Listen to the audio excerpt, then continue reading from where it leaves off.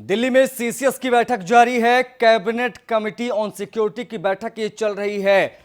निधन के बाद खबर की पुष्टि होने के बाद से लगातार ये बैठक जारी है। दिल्ली में सीसीएस की कैबिनेट कमेटी ऑन सिक्योरिटी की बैठक चल रही है। अमित शाह, प्रधानमंत्री मोदी, अजीत डोभाल, तमाम लोग, रक्षा मंत्री राजनाथ सिंह इस बैठक में मौजूद हैं। इस वक्त की बड़ी और अहम खबर आपको बता दें, तस्वीर में हम आपको दिखा रहे हैं। दिल्ली में सीसीएस की ये बड़ी बैठक चल रही है। जनरल बिपिन रावत का निधन के बाद तत्काल प्रभाव से बैठक बुलाई गई और दिल्ली में ये बैठक लगातार जारी है। कैबिनेट कमेटी ऑन सिक्योरिटी की ये बैठक, और दूसरी तरफ वो वजह हम आपको दिखा रहे हैं, सीडीएस बिपिन रावत।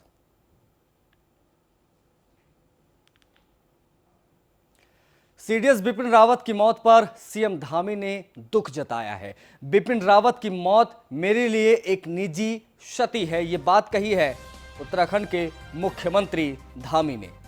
अभिभावक की तरह मेरा मार्गदर्शन उन्होंने किया। दुख की इस घड़ी में मेरी संवेदनाएं परिजनों के साथ हैं।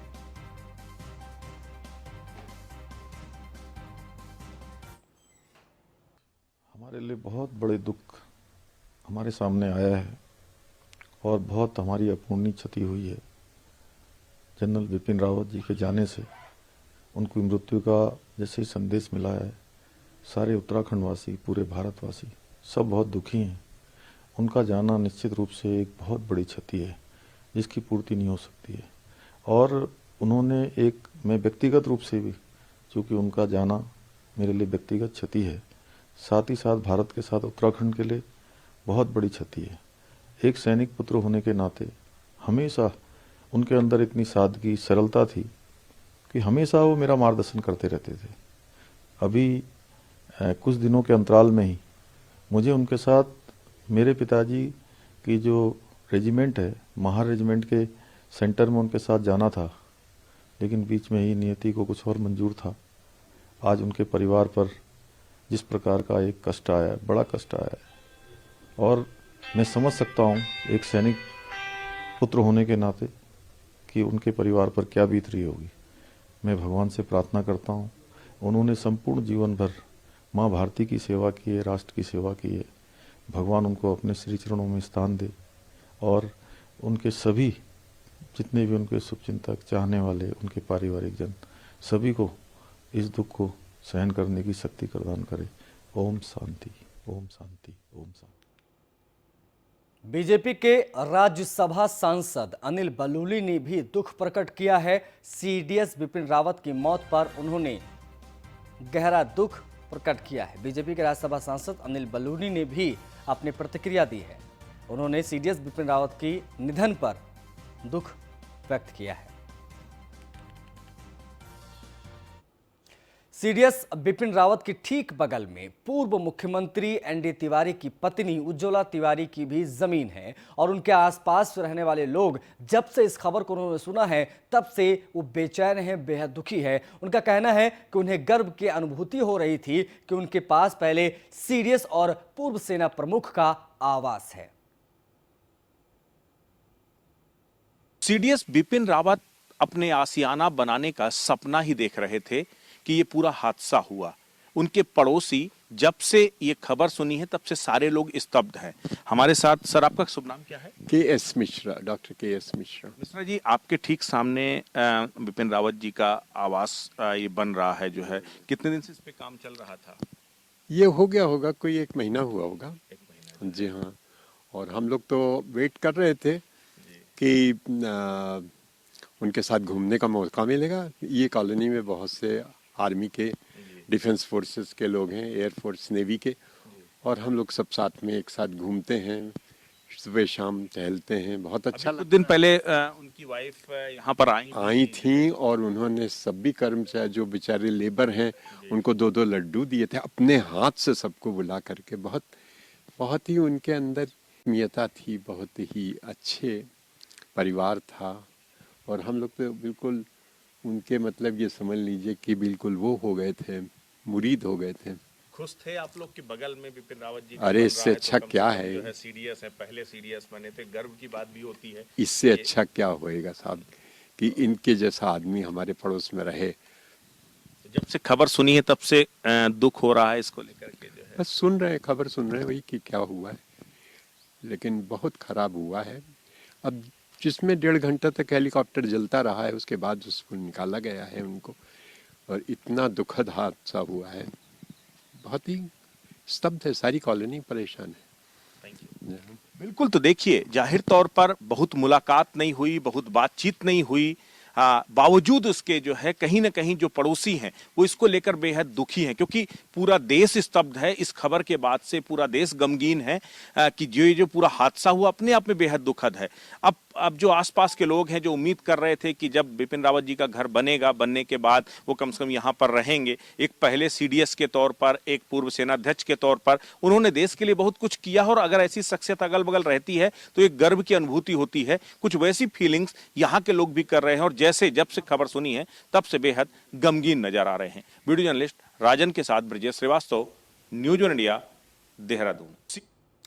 देहरादून से 20 किलोमीटर की दूरी पर सहसपुर के इलाके में ग्राम पंचायत पंधा के जलवायु विहार इलाके के सिल्वर हाइट्स कॉलोनी में अपना एक बंगला बनवाने की शुरुआत कर रहे थे वो। अभी महज कुछ ही दिन पहले की तो बात है जब उन्होंने नवरात्रि में इस जमीन का भूमि पूजन करवाया था, और अभी 1 महीने पहले ही इस मकान की बुनियाद रखनी शुरू की गई थी। पिछले 2 दिसंबर को ही सीडीएस बिपिन रावत की पत्नी अपने निर्माणाधीन भवन को देखने देहरादून आई थी, और इस दौरान यहां आकर उन्होंने सभी मजदूरों को मिठाइयां बांटी थी, अपने हाथों से सबको मिठाई दी थी और उनके कुशल क्षेम भी पूछा था।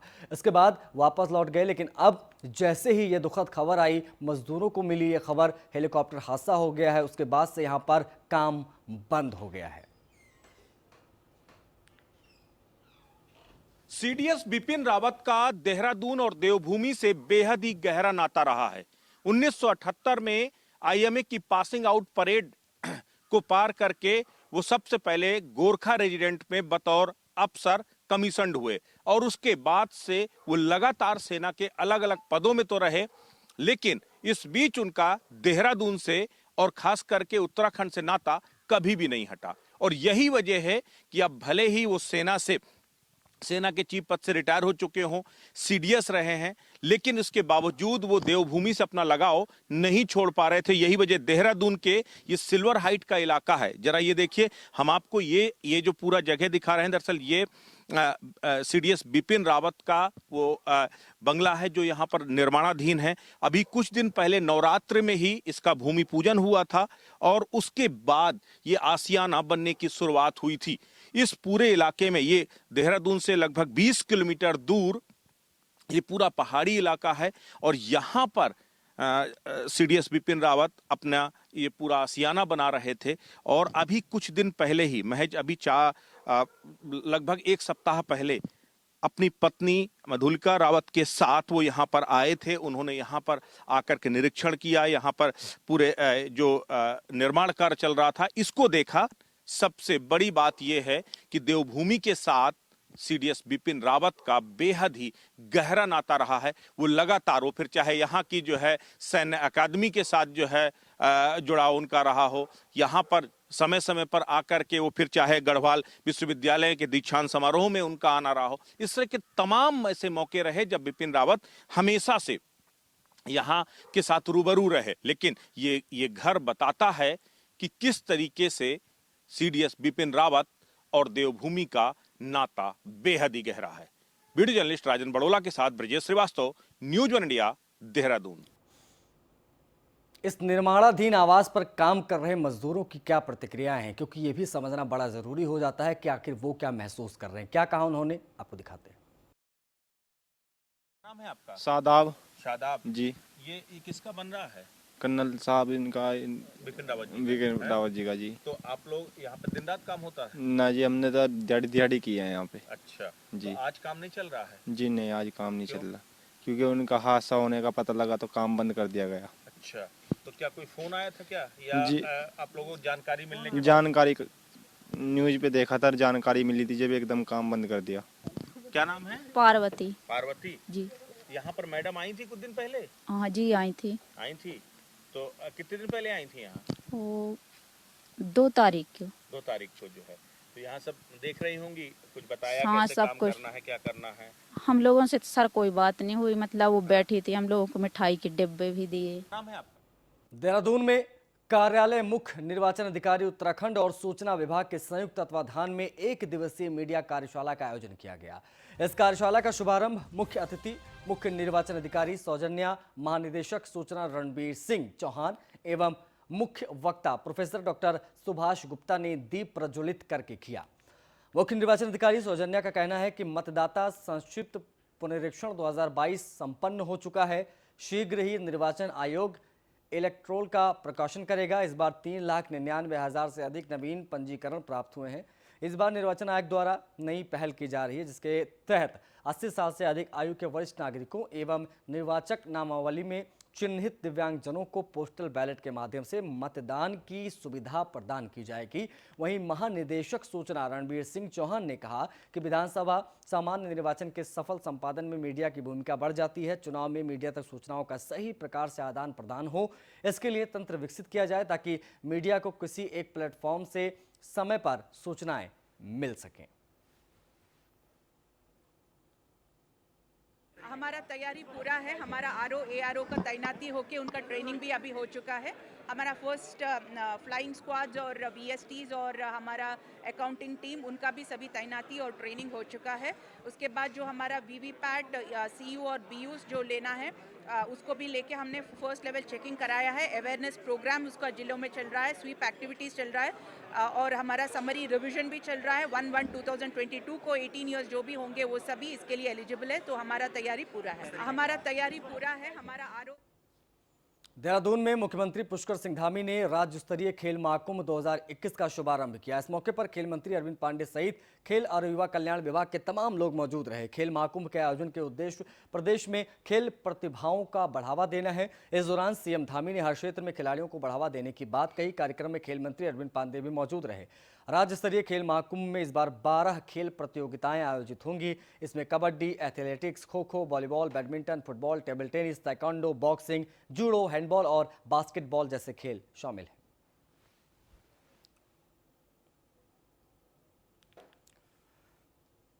देहरादून में मुख्यमंत्री पुष्कर सिंह धामी ने दूध उत्पादकों को डीबीटी के माध्यम से दूध मूल्य प्रोत्साहन राशि के भुगतान का शुभारंभ किया। इस दौरान कार्यक्रम में मौजूदा दुग्ध विकास विभाग की मंत्री रेखा आर्य ने कहा कि पर्वतीय क्षेत्रों में दूध सचिव के लिए प्रोत्साहन राशि का 1 रुपये प्रति लीटर की गई है। वहीं मैदानी सचिवों की दूध प्रोत्साहन राशि को 50 पैसे प्रति लीटर कर दिया गया है।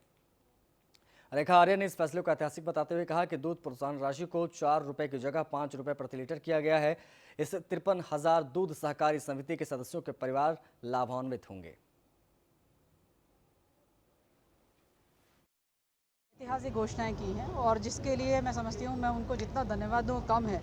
और सभी दुख संघ के हमारे अध्यक्ष, सभी हमारे दुख संघ के हमारे समितियों के सभी सदस्यगण, सभी माननीय मुख्यमंत्री का आज हृदय की गहराइयों से अभिनंदन कर रहे हैं कि प्रोत्साहन राशि जहां उन्होंने आज डीबीटी करी उनके खातों में, उसके साथ साथ उनको डबल टिबल खुशी दी है। एक तो हमारे दुग्ध सचिव जो हमारे पर्वतीय क्षेत्रों के हैं उनकी प्रोत्साहन राशि जो है वो प्रति लीटर 1 रुपये कर दिया गया है और जो हमारे मैदानी क्षेत्र के हमारे दुग्ध सचिव हैं उनकी प्रोत्साहन राशि 50 पैसे प्रति लीटर कर दिया गया है, जो कि ऐतिहासिक। उत्तराखंड में 22 की जीत के लिए बीजेपी ने कमर कस ली है। बीजेपी प्रदेश में विजय संकल्प यात्रा निकालने जा रही है। हरिद्वार से खबर है, 12 से 16 दिसंबर तक विजय संकल्प यात्रा निकाली जाएगी। हरिद्वार की 11 विधानसभाओं में भ्रमण करेगी ये संकल्प यात्रा। यात्रा में 4.5 साल की उपलब्धियां गिनाएगी पार्टी। विजय संकल्प यात्रा में कार्यकर्ताओं को जीत का मंत्र दिया जाएगा। बीजेपी कैंप कार्यालय में यात्रा को सफल बनाने पर मंथन होगा। ज्वालापुर विधायक सुरेश राठौर के कार्यालय में मंथन बैठक में कार्यकर्ताओं समेत कई नेता शामिल।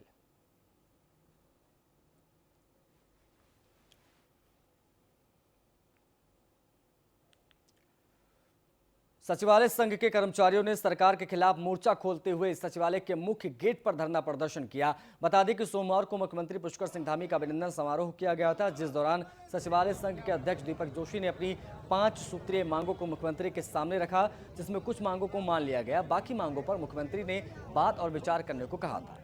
मुख्यमंत्री द्वारा घोषणा नहीं होने से नाराज कर्मचारियों ने सरकार के खिलाफ मोर्चा खोल दिया और सचिवालय गेट पर ही धरने पर बैठ गए। कुछ कर्मचारियों पर सरकारी कार्य में बाधा डालने के लिए मुकदमे भी दर्ज किए गए हैं, जिस पर संघ के अध्यक्ष दीपक जोशी ने अपना गुस्सा जाहिर किया। अपनी मांगों को जल्द पूरा करने की मांग सरकार से की गई।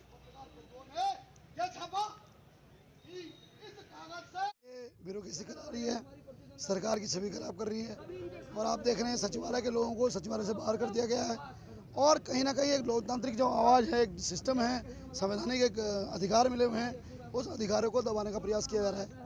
और चूंकि ये कार्यक्रम कोई नया कार्यक्रम नहीं है, ये कार्यक्रम एक अभिनंदन समारोह में निपट जाता। वहाँ पर अभिनंदन समारोह में हमारी डिमांड अगर यही हो जाती है तो सीएम साहब की बल्ले बल्ले होती। और चूंकि ब्यूरोक्रेसी ने ये तांडव नचा है, उसका खामियाजा कहीं ना कहीं सरकार को भुगतना होगा। ये राहुल गांधी के देहरादून दौरे की तैयारियां तेज हो गई हैं। कांग्रेस प्रदेश मुख्यालय में राहुल की जनसभा पर बैठक हुई। गणेश गोदियाल और देवेंद्र यादव की अध्यक्षता में बैठक हुई। महानगर और पार्टी के तमाम पदाधिकारी बैठक में शामिल हुए। देहरादून में 16 दिसंबर को राहुल गांधी जनसभा करेंगे। कार्यक्रम स्थल और पदाधिकारियों की जिम्मेदारियों पर भी मंथन इस बैठक में किया गया।